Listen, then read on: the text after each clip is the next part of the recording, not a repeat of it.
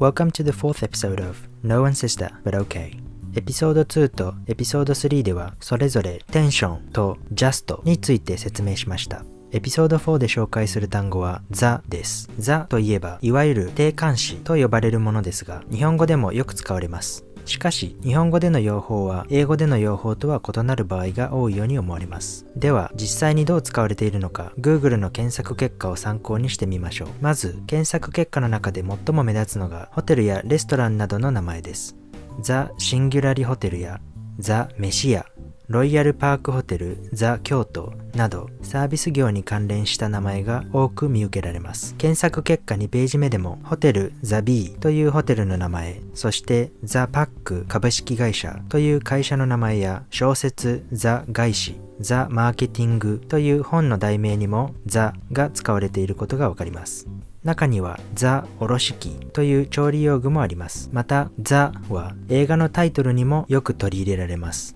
ザ・ムービーというキーワードで検索してみるとトランスフォーマー・ザ・ムービーやレゴ・バットマン・ザ・ムービー、そして落語・ザ・ムービーなどザは映画の題名の定番になりつつあるようです。そして Google 検索の上位には見られなかったものの、普段私がよく耳にする用法はザと名詞または形容詞を組み合わせてまさに何々または典型的な何々という意味を持たせるものです。試しにまさにザというフレーズで検索してみると 48,900 件の検索結果が表示されました。検索結果の一部を引用します。出典はこの動画の説明欄をご覧ください。まずはロケットニュース24というニュースサイトに2013年に投稿された記事の一部です。サングラス男性のボールをキャッチする方法がザ・アメリカンなのである。そのサングラス男性はなんと手に持つビールのコップで投げられた野球ボールをキャッチしちゃうのだ。これはまさにザ・アメリカン。この文章ではアメリカンという形容詞の前にザをつけることによってアメリカらしい、まさにアメリカというようにアメリカという国の性質や特徴をこの男性の行動が体現している様子を表しています。次は検索結果に載っていた性格が見える2択の質問という本の150ページから引用します。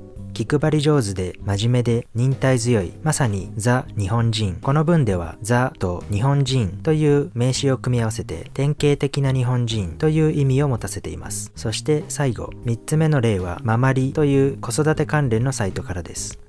旦那さんが九州の人、まさにザ・九州男児って感じですか？うちの旦那は宮崎出身ですが本当に頑固一徹。この例でもザと九州男児という名詞を合わせて典型的な九州男児という意味の表現にしています。では英語の定冠詞 the はどのように使われているのでしょうか。そもそも英語の the は英単語の中で最も使用頻度が高い単語であるということはご存知でしょうか。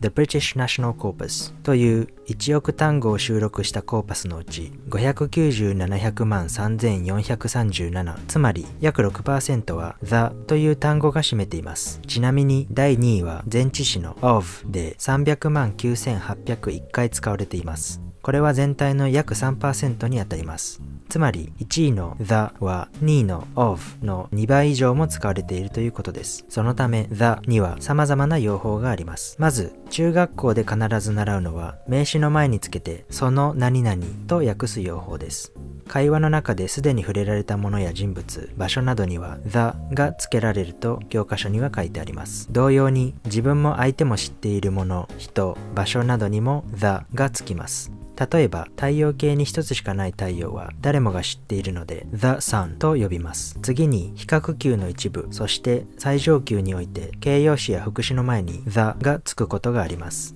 例えばHe's the tallest player in our team という文では最も背が高いという最上級の形容詞 tallest の前に the がついています。また比較級でも the sooner the better のような特定の構文で the が形容詞の前につくことがあります。以上が学校で習う主な用法ですが、他にも様々な使い方があるのでいくつか紹介しておきます。まず名字の複数形に the をつけると何々家の人たちという意味になります。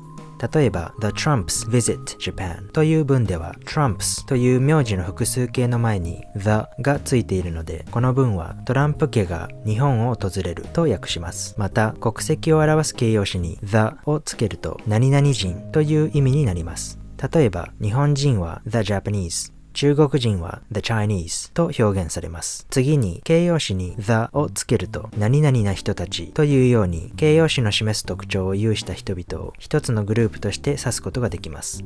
例えば the dead は dead という死んでいるという形容詞に the がついているので死んだ人全般を指します。また the 何々と続けてニックネームにする場合があります。例えば有名な連続殺人鬼の切り裂きジャックは英語では Jack the Ripper と呼ばれ、Ripper は切り裂くものという意味の名詞です。この他にもまだまだ用法はありますが、今日はこの辺りでおしまいです。ではまた今度。